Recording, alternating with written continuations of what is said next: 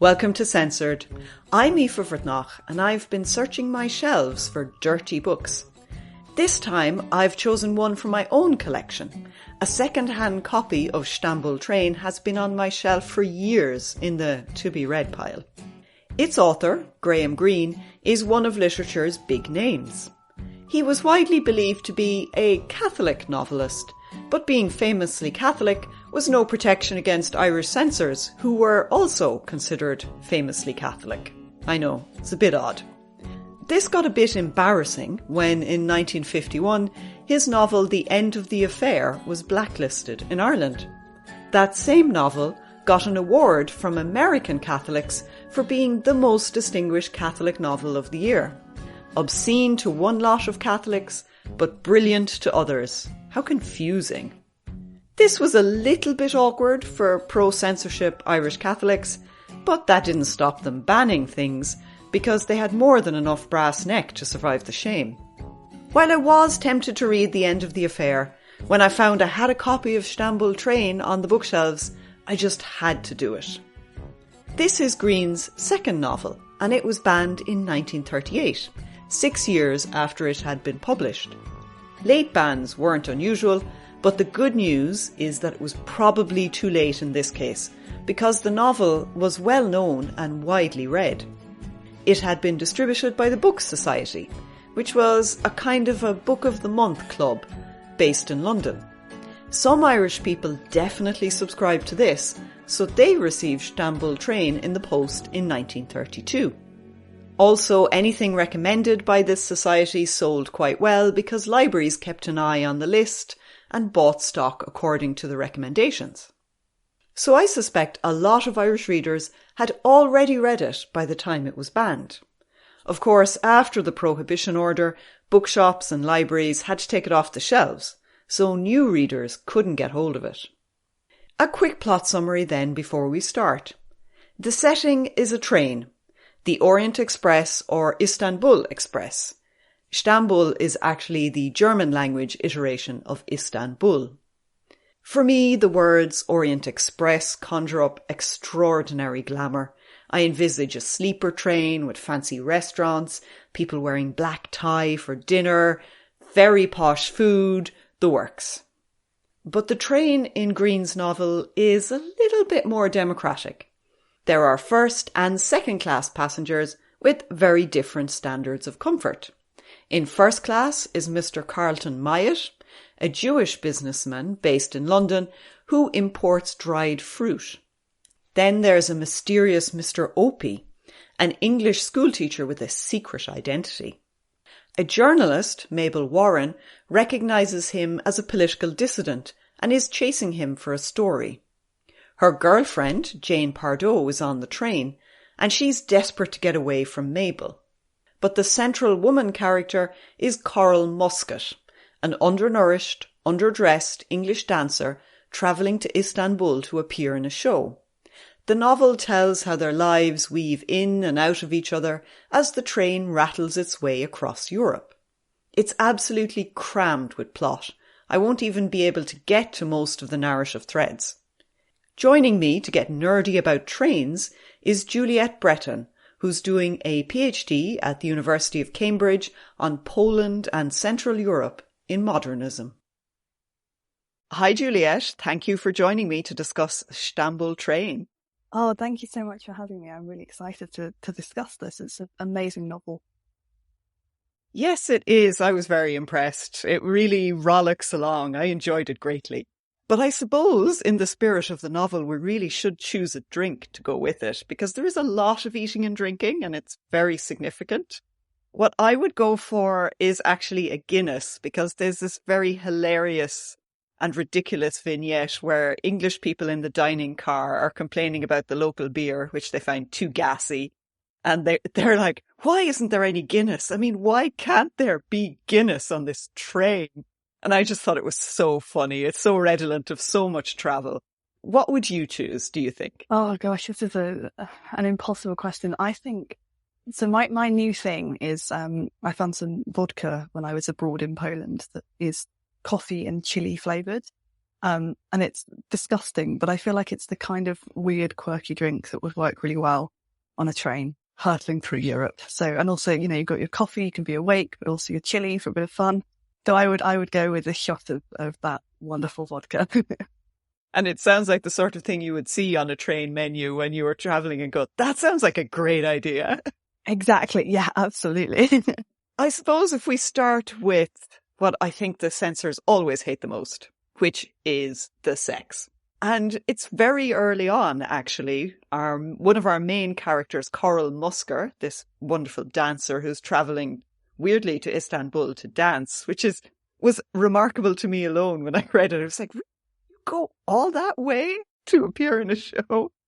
And she sees a glimpse of a man and she's suddenly transported to previous Friday nights, I suppose, when she's having a clinch in a car. And it's called A Furtive, Dangerous Embrace by Greene, which is wonderful. And I thought Coral's storyline really was a lot about sex and its possibility, the desire, propriety, all of those sorts of things. Did you think that Coral was quite possibly a dangerous character for the censors? Yeah, I mean, I think it's perhaps not so much danger as kind of the collateral stuff that goes on around her. So there's that one scene when she's in the shared compartment and she's asleep and the man is putting his hand up her leg. And so it's that sense of the sort of seediness of humans in a train. You put a bunch of people in one place and you don't know their backgrounds, you don't know their motives, you don't know what they're going to do. And actually sometimes it ends up in quite disturbing situations.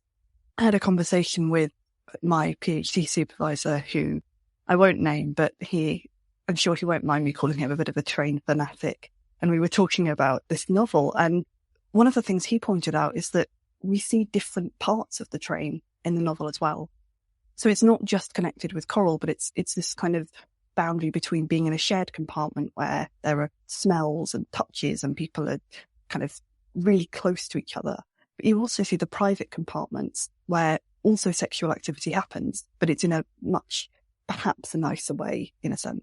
Yeah, poor Coral when she's trying to get some sleep and that horrible man is feeling up her legs. It's such a moment if you've been on public transport, you're like, oh God, yeah. I mean, who hasn't really had those awkward moments or seen them and wondered what to do and how to intervene? And that man, Myatt, is standing looking, trying to work out how he gets involved. Yeah, and she's kind of almost pretending like it isn't happening, but then she says, obviously afterwards, he had his hand up my leg. And so it's that sense of you don't want to make a scene, I suppose, in that situation, but it still happens. And yeah, and Coral, in the end, to avoid the horribleness of Mr. Peter's wandering hands, ends up sort of making an arrangement, but a very kind of ambiguous arrangement with Carlton Myatt, doesn't she? He does, yes. And they kind of get talking and he helps her and she sleeps in his compartment and he sleeps outside. And then there's this kind of weird scene where it suddenly becomes apparent that they probably have feelings for each other and that they can, have sex the following night. And then they make a big plan of it. And then it's like, let's live together. We're going to live together when we get to the other side. I guess on a train, maybe when you're in those close scenarios with people, things are going to move quite quickly. It reminds me of a film, Before Sunrise, which is about two people who meet on a train to Vienna and they fall in love and they spend the whole night in Vienna. And so it's just that sense of, I think there's something quite erotic and quite tempting about travel and that possibility of you can go anywhere, but also you can meet anyone. Yeah, it is a kind of a travel novel, isn't it? It's about the possibilities of travel for people who live in Europe and also people who live in Britain and who are traveling across Europe. And one of the most interesting characters in the novel, it's a couple, Mabel Warren and Jane Pardoe. And I just thought they were great. They were so interesting. Mabel in particular, she's a journalist and Jane is her live-in companion. And they are absolutely in a lesbian relationship. What I really particularly enjoyed about them was that they are these two English women, but they are living this louche life together on the continent, sort of apart from all of the Englishness that you expect around them, because Mabel's wearing a lot of tweed and Jane is obviously very genteel, but they've been sort of extracted from Englishness and stuck into the continent, and they live an entirely different life. I mean, would it be a stretch to say that Greene is investigating how travel, foreignness and sex can kind of work together in those contexts? Well, I don't think that's a stretch at all. I think that's a very fair point. I mean, I think we need to think about the novel in relation to what else is going on, what other novels are going on at the time, what other novels are being written. And there is a lot about kind of using Europe, Central Europe in particular, alongside motifs of sex and being more liberal with each other and so on. So you see authors like Christopher Isherwood writes a novel in 1939 called Goodbye to Berlin, which is about the decline of Weimar Germany. But it is also about kind of people meeting each other and having fun in Europe. I think another thing we need to think about is how there were so many intellectuals and journalists and academics in Europe and across Central Europe at the time. So there are lots of people in Berlin, there are people in Vienna, and it's a real fertile culture of, people sharing ideas and learning from each other and writing and meeting European writers and kind of making magazines with lots of different perspectives in them. But at the same time, I think what Greene is doing is he's kind of saying, this world, we might romanticize it a bit. We might idealize it a bit, because this is also a story about, in Mabel's case, a reporter's life, which isn't really glamorous. And it's not, there's no kind of flamboyance, no sort of thrills and danger. It's about her getting things wrong, and it's about her drinking and about her losing her suitcase and, ending up kind of struggling to keep up with the action at all.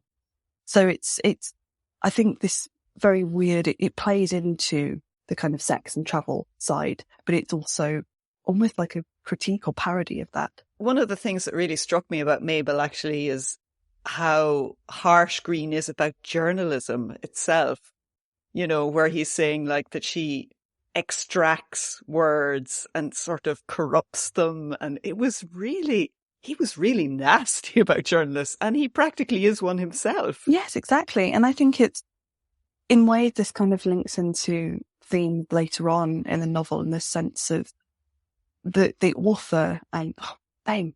Oh yes, the guy with the Savary. Yes, so it kind of links into Savary, and he talks about how he's not writing a travel book. He's actually going to write a novel. So it's this whole idea of the entertainment sphere and the kind of tense political, ideological, dangerous sphere intersecting, and how authors are playing on that kind of binary between what is serious work about what's going on the continent and what's actually just playful fun. Yes, because although there's a lot of sex, there is a huge amount of political intrigue. There's international espionage, revolutions, coups, plotting, fake passports, border control. I mean, it has everything you'd need in a thriller. And Greene liked to divide his writing between, entertainments and novels. Would you consider this one an entertainment? I mean, I think for me, it kind of blends both. So it's both playful. I mean, when Greene is writing it, he physically can't track the entire journey. He can't get trains through Germany. So he gets a train to the border. And so you notice in the novel that there's so much more detail about what's going on as he takes that initial part of the journey rather than the end part.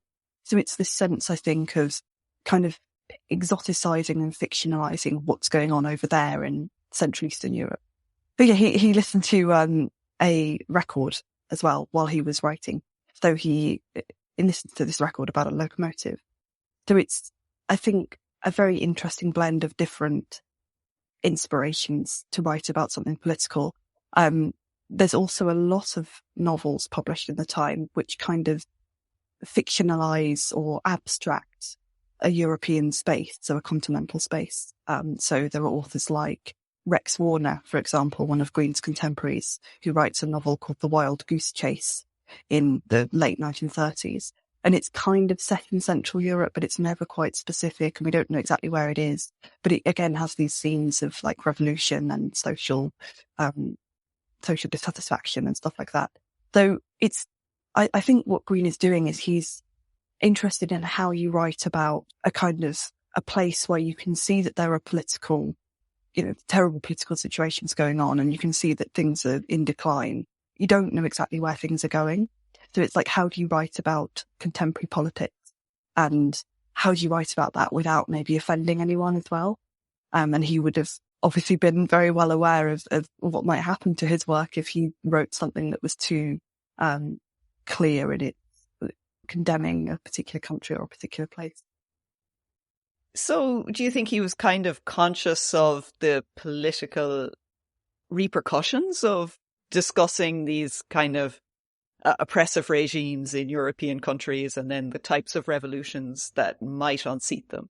Yeah, I think he is. I mean, I think all authors had to be, in a sense, looking back at the 1930s, obviously from the perspective that we're in now, we kind of see it as, Britain would have stepped in and saved Eastern Europe and supported Poland and against Russia and against Germany. But at the time, there's so many uncertainties about what actually Britain is going to do and whether or not to get involved with, supporting the independence of countries against bigger political powers, or whether to come out and sort of explicitly condemn what's going on. So I think it's this kind of playing on the line of you want to give an atmosphere of a place, and certainly he does that. He gives an atmosphere of how dangerous things are, but he also doesn't ever go far. And it's just occurred to me, of course, Murder on the Orient Express. When is that? Because this is the Orient Express. So the Orient Express,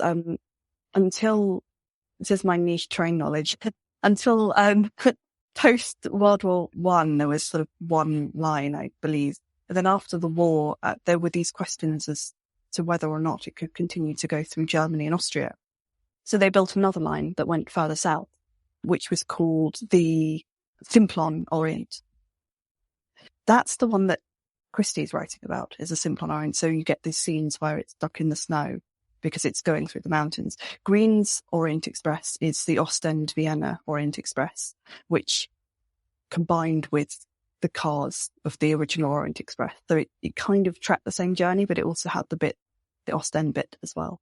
So it's like, so I think he's kind of tapping into that romanticized narrative about the Orient Express, but it's also the practicality of how you get from place to place. It's not just a sort of romantic story. Were trains a popular setting for novels then, or were they kind of really exotic, like, I don't know, airports might have been later? Yeah, no, they were, absolutely. And so many kind of thriller, adventure, spy novels from the period use trains either at the start or at the end as a kind of way of getting into the action. The train is where you will meet seedy people and where you come across people doing, nefarious dealings with each other. So it's that whole idea of, I think, being quite a claustrophobic space and trying to navigate that, but also how it links you up and it kind of abridges that isolation that Britain might feel being an island. Of course, when you're actually in the train station, you're usually reading a book as well. So you could be reading Stamboul Train while waiting for your train, which is kind of funny. That would be quite meta, yes.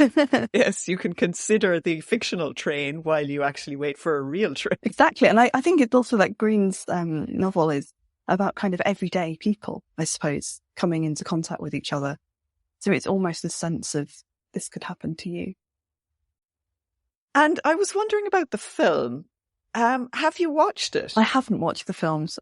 Greene was writing it to be made into a film. So he has these... Oh, was he? Yeah, so he has these kind of very filmic, I guess, frames, the frame of the window as you're going through, and things like the sort of quick speed of action train, which would mimic the quick speed of action of a film. I don't really know much about the actual film, but I guess that's why we see so many scenes at the start where characters are looking through the window. Yes. Yeah, it would make a very visual experience. You can see that he is thinking visually as he's writing it. Absolutely. Well, shall we move on to the censorship bingo and see, because there is so much I think we can pick. I'm really hoping for a high score. Oh, I'm so excited. Right. So we start with breasts. Now, there are a lot of legs because Coral's legs are much more important than her breasts. I think of her as a really skinny 1920s style dancer. That's why I think maybe that isn't the part of her body that's most sexualized. Yeah, I think you're right. It does seem to be more about her legs and this kind of sense of using the body and the body in space rather than necessarily breasts. So I don't know if that was one that we can pick. God, that would be a first. What about Jane? Did they go on about Jane's bosoms? Oh, maybe. But not really, actually. No, she's much more a sort of a presence rather than a figure. And then she becomes a kind of ghostly presence, doesn't she? In a sense of not really appearing anymore. Yes. Yeah. Yeah. No, actually, amazingly, we can't tick breasts. It's a first. Wow. And then bestiality. Well, really, I don't think so. No. Unless you count as kind of a sort of weird mechanical bestiality with the train. the kind of the constant movement. I mean, it's... Yes, the shaking and the juddering. Yes. Exactly. Yes, but sadly, I don't think so. I don't think we can stretch it that far. And then sex work. Well, yeah, I think that's referenced quite a lot, especially through Coral, but even the relationship between Jane and Mabel is a little bit commercial as well. Yes, absolutely. Yeah, agreed. And then racism. Well, we really have to talk about the anti-Semitism issues that go through the text here. Yeah, absolutely. I mean, I think that Greene's work is reflecting obviously the culture of the age, which was this kind of perception of Jewish characters as being threats. And I think it also links into, and this is something that comes up in earlier fiction through the period as well, the kind of fear of displaced people. I think in the sense of people without homelands.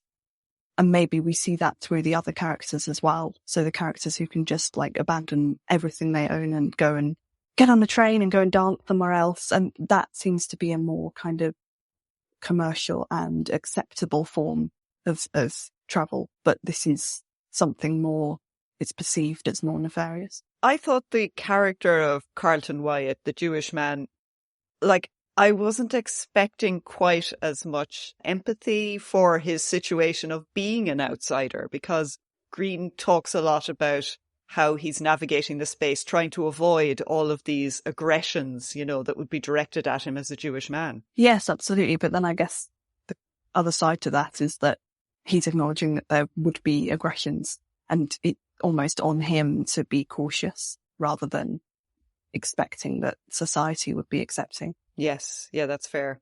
Yeah, we can definitely take racism then. Drugs. Was anyone taking anything? I don't think so. No, unless alcohol and drugs. There weren't even drinking that much by the standards of a lot of novels. And what they drank, they didn't seem to like it. So yes. Well, Mabel does get steaming drunk, but she's the only one. Yes. Yeah. No, I don't think we can take that. Politics. Well, absolutely. I mean, Mr. Opie going to... I sort of in my head think it's Hungary. Going to Hungary to foment revolution. Yeah, absolutely. And people picking up passports from kind of dodgy Poles in London. Yeah. Yeah. So there's this very much this sense of politics and a kind of European politics that's sort of threatening. And there's a lot about socialism and communism. Yeah. Which I think the censors would absolutely despise because they hate anything left-wing. That's really a big problem. Yeah, absolutely. Yeah, so we take that one. Swearing. I mean, I didn't notice anybody using any coarse language. No, I mean, even when Mabel loses her bag and it's this, really kind of tense scene, she doesn't swear. Yeah, I don't think that there's much swearing per se. Yeah, and even Mr. Savary, the author, although he's supposed to have this colourful language, he doesn't use even bugger. He doesn't even say anything mild. Yeah. Fortunately, we can't take this. This is terrible. Come on, Graham. And the next one, infidelity. I mean, surely people are cheating on their partners who they're married to, though. Yeah. Most people aren't married. Well, Mr. Peters is feeding up Coral. Yes, that's true. That's true. I mean, I wonder if that would, that would count, surely. Surely counts. Yeah, thank God. Right. Take that one.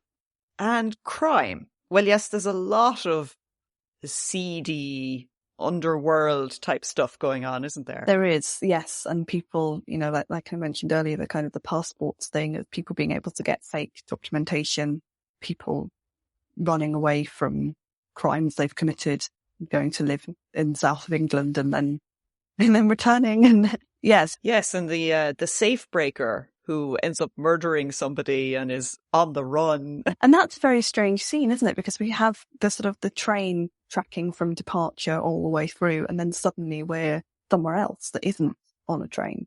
It's amazing how, it's quite a short book, how many people and how much backstory for every character he managed to cram in. Yeah, absolutely. Which it seems like a digression, but of course it isn't then. It builds into the story. The safe breaker feels like, why are we doing this? But it would also make a great part of a film, that whole section about climbing the roof. Yes, definitely. And I think it's almost like seeing the train as a kind of, the train is everyone's fate. It's kind of a black hole that sucks people in. It's like the boat going across the River Styx. Everyone gets on it eventually. It's always there. Right, definitely tick crime. Genitalia, no, surely not. It's very mild. It is, even when Coral is having sex in the private compartment. There's a sense of pain with that scene, but there's no kind of explicit mention of, steamy goings on. No. I mean, I think it's quite interesting thinking about the train as not only a symbol of travel, but also as a kind of a place for a very particular kind of sexual experience. And it makes me think of much earlier works like Venus in Furs by Sacher-Masoch, which was a novel published in the 1800s, in which, again, this sexual encounter of a kind of dominating woman and a submissive man, and how part of that takes place on a train.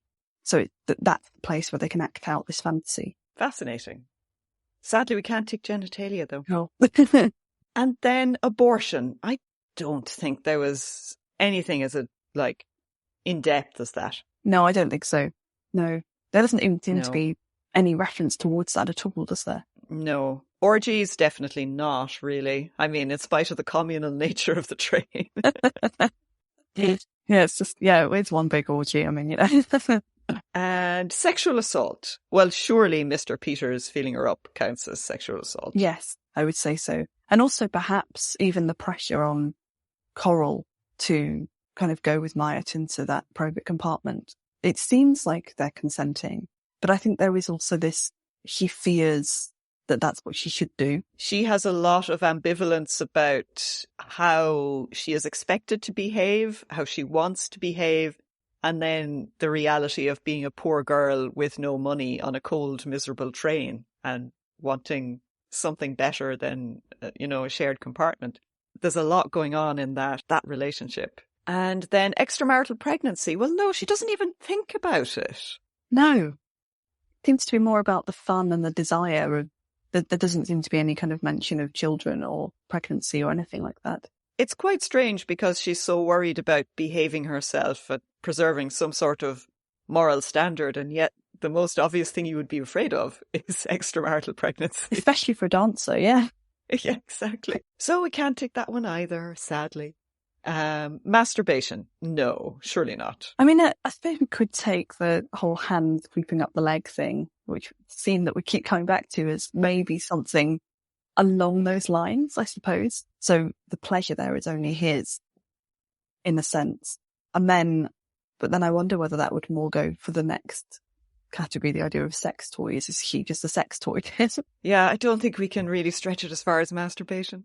Sadly. Sex toys, I mean, that's not a bad argument, actually. She is an actual person, so I don't think we can. Yeah, I don't think there's any, there's no kind of old dildos.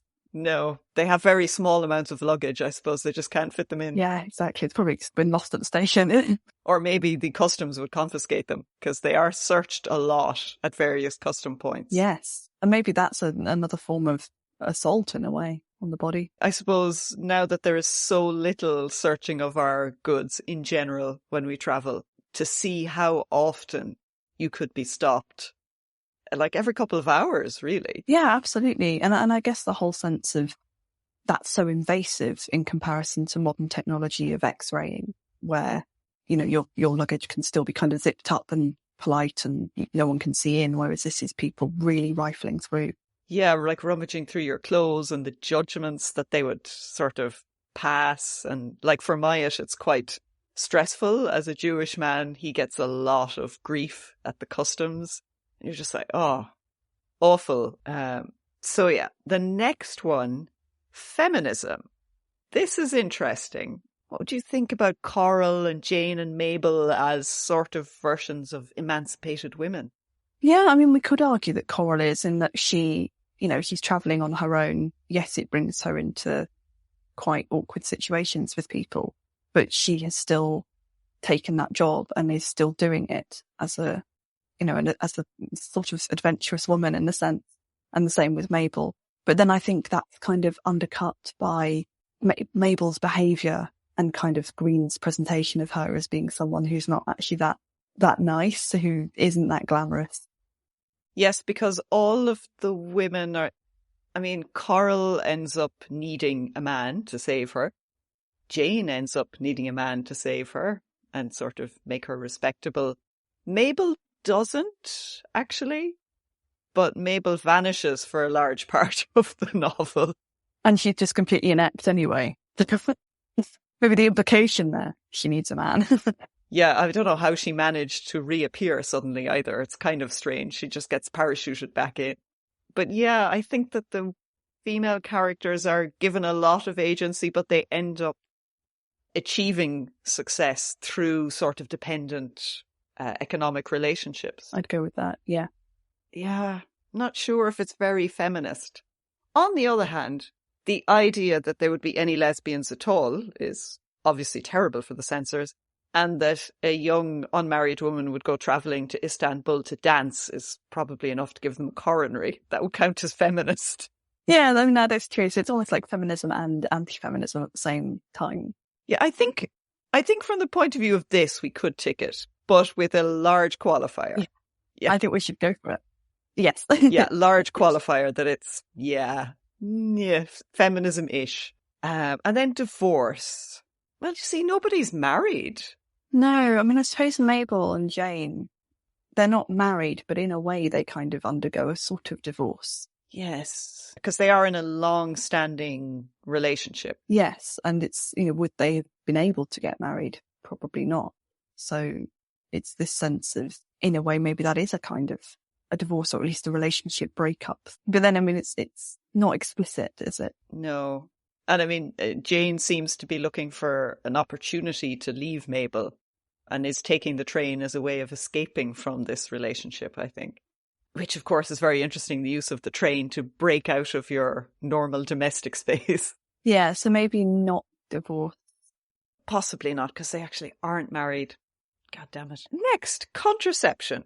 Well, is the reason that Coral isn't worried about extramarital pregnancy because she knows that there's some way of preventing it? Yeah, that's a really interesting question. Or is it just that she's kind of ignorant? She is so naive about so much. Yes, I mean, even though you would think that she would be very worldly wise for her job, she is not.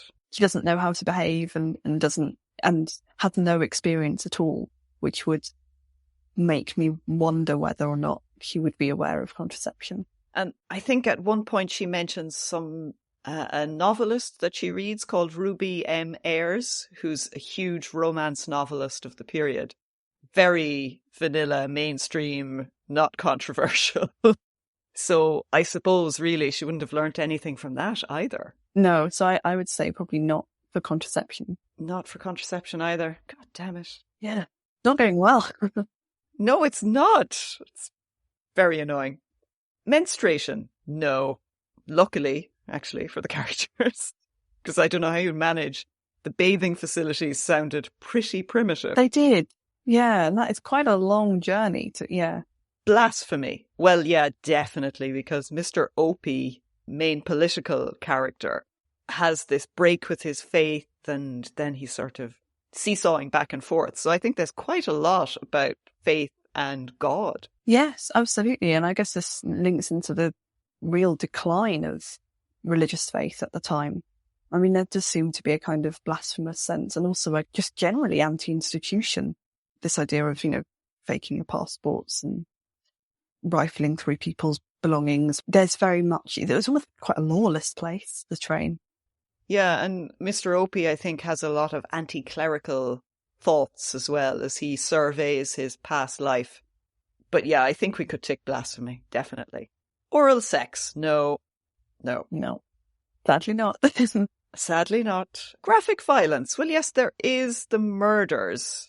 I think that would definitely count. There's the murder by the safe breaker, and then there's the killing at the end, the sort of execution that went a bit wrong. Yeah, absolutely. And in both cases, it's putting you very close to what's going on. It's not just a kind of gunshot that we don't see. It's the kind of the after effects and the waiting for someone to die. So yeah, I would say graphic violence for sure. For sure, yes. So we can tick that. And finally, the LGBTQ plus content, definitely with Mabel and Jane. And in the end, there is another relationship, but I'm not going to give it away because people should actually read it. Definitely. I mean, it's incredible. And like you're saying, it's a very short novel, but it packs so much in. It does. So many people. Right, let's count up what we got. 1, 2. I make it 9 out of 25. I'm thinking 9. Yeah. That's not too bad, actually. It's quite respectable. Doing well. Graham's doing well. And especially for the 1930s, I found a lot of the books tended to be more about a 4 or a 5. So to include so much, I think he's done well. Yeah, absolutely. And so much varied content as well. I think people should read it. Do you? Yes, absolutely. And I think it gives you a real glimpse into what's going on.